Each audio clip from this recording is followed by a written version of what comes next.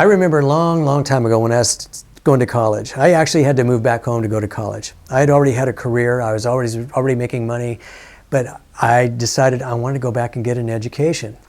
So my dad said, well, if you're going to get an education, I want to help. He said, why don't you come stay here, pay some rent, which I did, and stay here. We'll help you out. And then you can go to college and you can get your degree, and then you can go back and reestablish your career. And I thought, that's pretty good. And my sister was living at home at the time too. I think I was about 24. So I would have made her, what, 22, 21?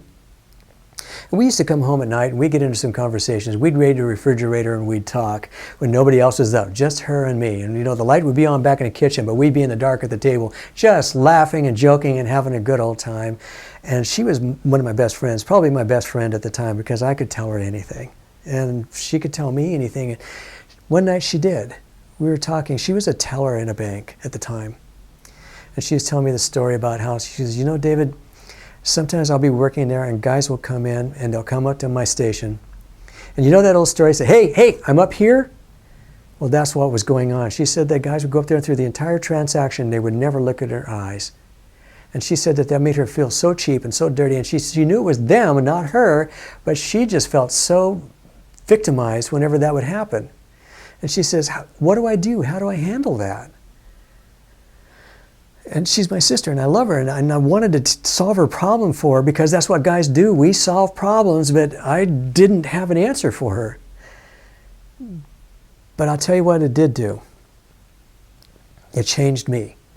It changed me right then and there to where I made the conscious decision that I would never again look at a woman in any place else until I looked her in the eyes first.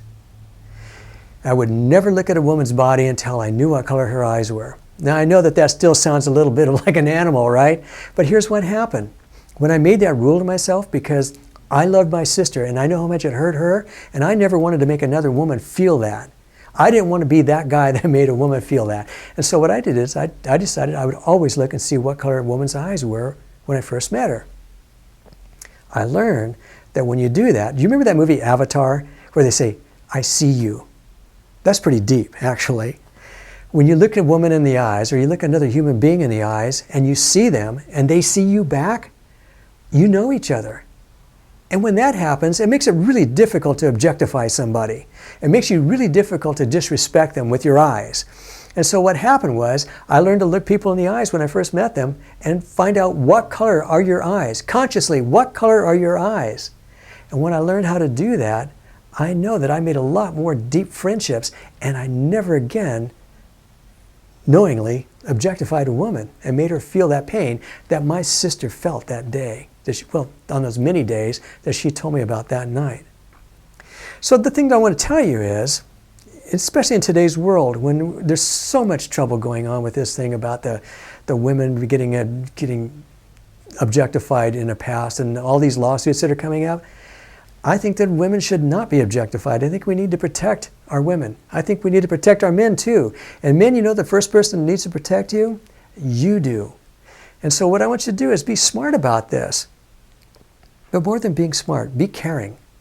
So when you do go up and meet a brand new woman, make sure that you don't do anything, you don't look at her any place, you don't say anything wrong at all until you know the color of her eyes.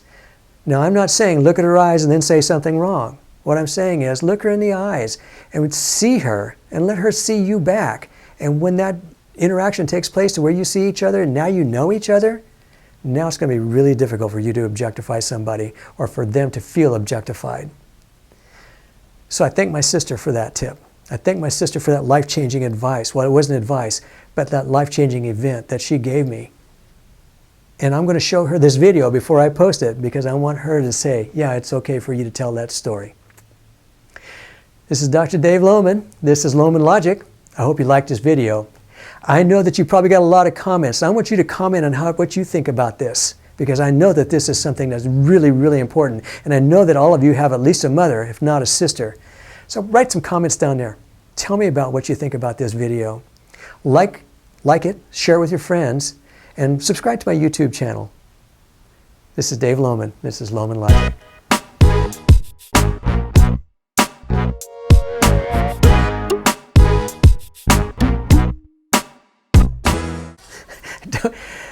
Okay, we're getting ready to do this video, and Vanessa says, now just don't move around a lot. That's like telling a frog not to jump. You know, people are going to move around, especially me. I move around a lot. I'm pretty animated. Okay, so here we go. Don't move.